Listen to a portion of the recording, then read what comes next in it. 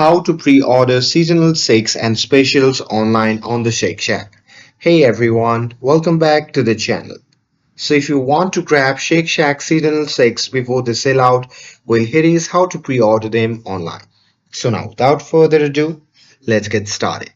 So first thing first, open any web browser and now here once inside, you can just click on the search bar and simply search Shake Shack. And now here on the search result, just click on the first link and after that, you'll be prompted to the official website of the Shake Shack. Now here, simply log in with your account and once logged in, you can go to the menu section and look for the limited time or seasonal special tab. And there you can simply select the shake or special you want and customize it if available and add it to your cart.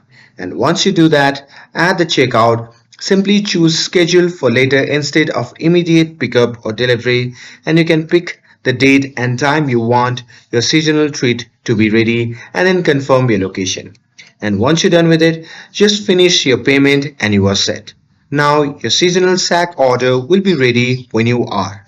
And with this, if you found this video helpful, then don't forget to like, share, and subscribe to get updated for more videos. Thanks for watching, and I'll see you in the next video.